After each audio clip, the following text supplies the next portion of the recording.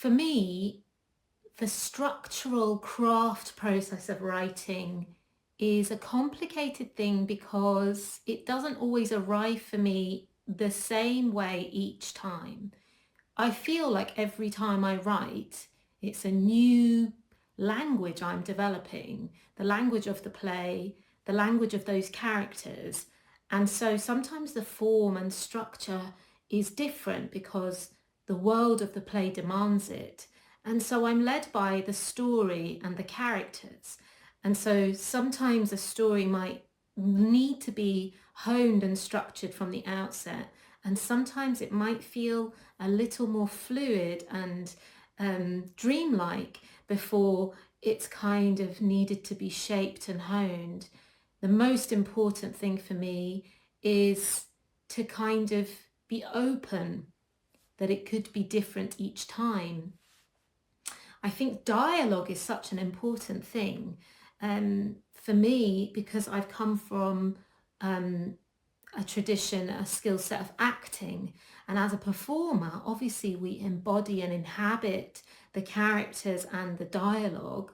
And so it's always led me to consider that process kind of playful and to be open to the idea of inhabiting your characters, even if it's in your own mind or at your desk, that you find a way of bringing them to life.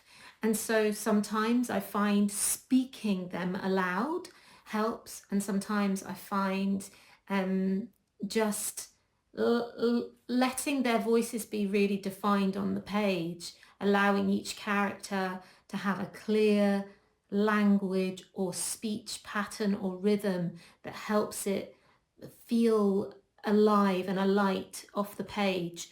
I think feeling your way through dialogue is so important, and feeling the characters and why they would say that. And I guess that brings it to sort of the thoughts of restructuring or a story or changing the style of a play.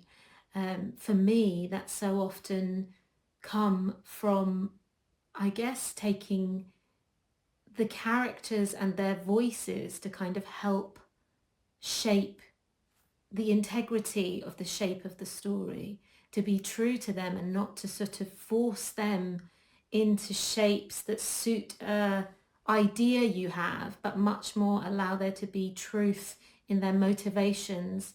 I think I have hit problems when I've maybe tried to kind of plot, if you know that word, plotting, that sort of create a kind of set of steps that feel really rigid, and then trying to kind of fit characters in there. I think things open up much more when you allow character, in the same way that all human beings can be to some extent unpredictable, spontaneous, make choices but always driven by a motivation, a psychological motivation, to open up new and interesting ways to kind of shape the story.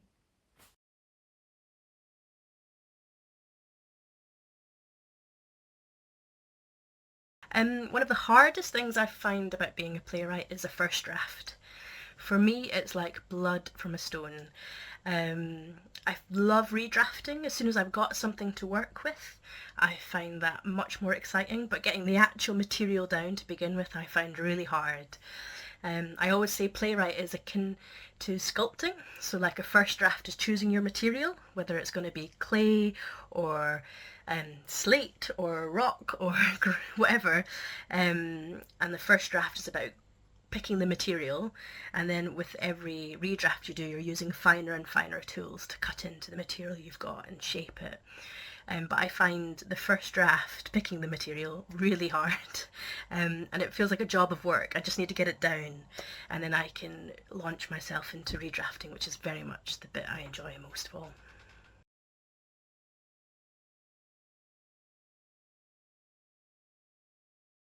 So certainly the note-taking process can be challenging at times. That's when you have various other people involved in the production. The director, actors give generally excellent notes as well, but but also executive producers and other people who are stakeholders who have a say in it.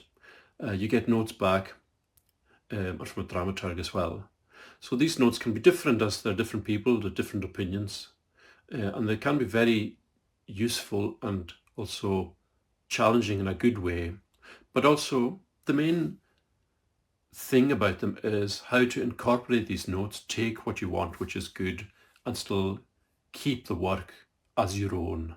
And that's one of the big challenges, I'd say.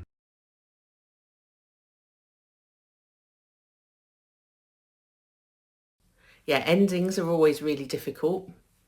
I was talking about this with a friend at the weekend, and saying that it's kind of a cliche that you start a play thinking it's about something. So for example, the incel play, Many Good Men, I started off thinking that was about incels. And one of the things I realised it was about was listening and not being able to listen. So there's a process that happens, that just time has to happen in order for you to find the second part of your story. I suppose it's like the deeper reason why you're telling that story. You think that this is about global warming, but it's actually about, again, listening. It's actually about how to communicate with people who can't hear you.